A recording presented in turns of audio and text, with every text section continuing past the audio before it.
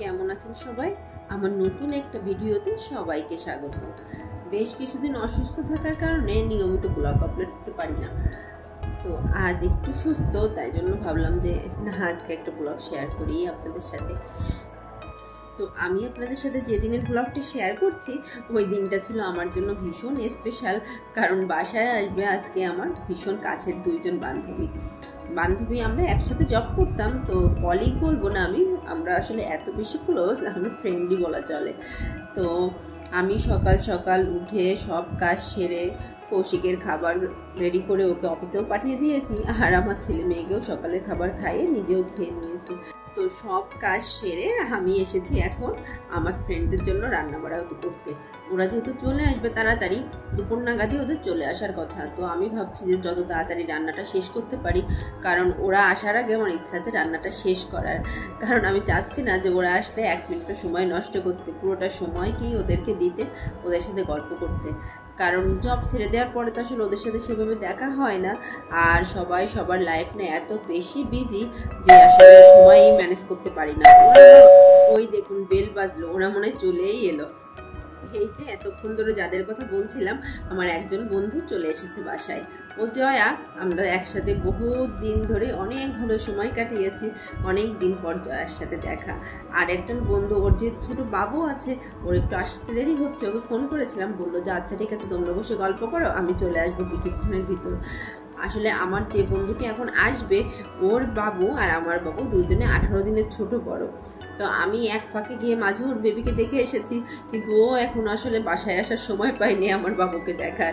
তো এই আজকে ওরা এই যে প্রথম আসবে আমার বাসায়, এই দেখুন ওরাও চলে এসেছে কথা বলতে বলতে। আর এই যে আমাদের আজকের দিনের স্পেশাল গেস্ট, এই যে ছোট্ট বাবুটা, এই বাবুর কথাই আপনাদেরকে বলছিলাম। এই বাবুটা আর আমার ছেলে, ওরা দুইজনের 18 দিনের ছোট বড়। আসলে বাচ্চা ছোট থাকলে যা হয়, ইচ্ছা থাকলেই তো আর আগের মতো এরকম হুটহাট করে বের হয়ে যাওয়া যায় না। তো এই যে আমাদের দেখা হতে হতে আজ কতদিন হয়ে গেল। এই যে সবাই মিলে বসে আমরা এখন গল্প করছি।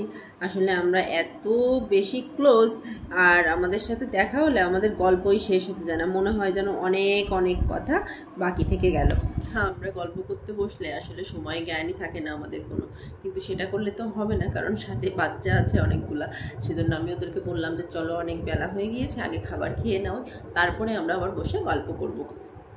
আসলে মেয়েরা একসাথে হলে তো এমনিতেই গল্প শেষ হয় না, আর আমাদের তো অনেক দিন পর দেখা হলো সবার সাথে, সেজন্য আমাদের মনে হচ্ছে যে খাওয়া দাওয়া বাদ দিয়ে আমরা গল্পই করি।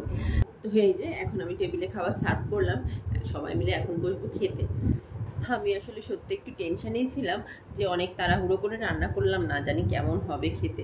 কিন্তু ওরা খেয়ে বলেছে যে না, সব রান্নাই ভালো হয়েছে। বাহ, শুনেই আমার শান্তি লাগলো। আসলে অনেক তাড়াহুড়ো করে রান্না, তো রান্না জিনিসটা আমার মনে হয় একটু ধীরে সুস্থে করলে পরে ভালো হয়, জিনিসটা মন দিয়ে করা যায় আসলে। কিন্তু বাচ্চা কাচ্চা সাথে নিয়ে আর সংসারে যেহেতু একা সব কিছু ম্যানেজ করা লাগে, সেজন্য আসলে সব সময় তো অনেক ধীরে সুস্থে কাজ করতে পারি না, মানে সব সময় মাথার ভিতর টেনশন নিয়ে কাজ করা লাগে। আর বাসায় যখন কোনো গেস্ট থাকে তখন তো আরও মাথায় টেনশন থাকে যে না, তাড়াতাড়ি করে কাজটা শেষ করব, যাতে সবাই আসার আগেই সব কিছু ম্যানেজ করে ফেলতে পারি। তো যাই হোক, ওরা খাবার খেয়ে সবাই বলেছে ভীষণ ভালো লেগেছে, অনেক ভালো। পারিশা টেস্টি হয়েছে, মজা। আর আমার পুরিটাকে দেখেছেন, ও সবার সাথে সাথে জেদ করছে মা আজকে আমি হাত দিয়ে খাবো। আমি বললাম যে আচ্ছা ঠিক আছে, আমি আর জোর করিনি, বাচ্চা মানুষ, একদিন ইচ্ছা হয়েছে, যতটুকু পারো খাক। আর এই যে খাওয়া দাওয়া শেষ করে আমরা সবাই মিলে বসে গিয়েছি কফি নিয়ে গল্প করতে। গল্প করবো আর সাথে কফি হবে না তা তো হয় না। তো সবাই মিলে কফি নিয়ে বসে পড়েছি। আর আমাদের ছোট্ট পিচ্চিগুলোও কিন্তু বলেছে মা আজকে কফি খাবো, কফি বানিয়ে দেবে। আমি বলছি আচ্ছা ঠিক আছে, তোমরাও আজকে আমাদের সাথে সাথে কফি খাবে।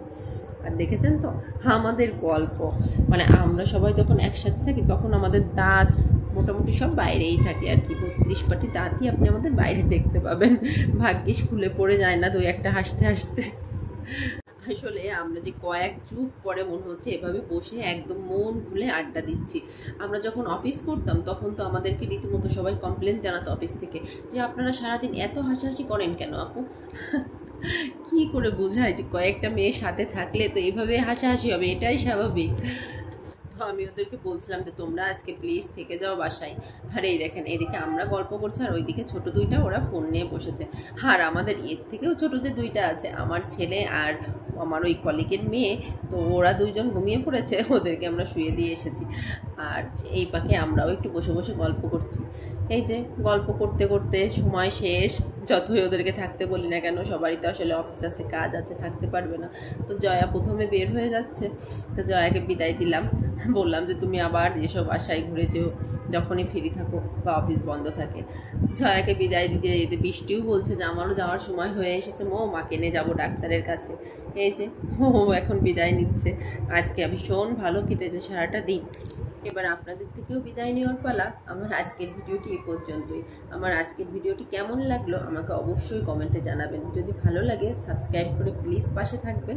দেখা হবে সবার সাথে নতুন একটি ব্লগে।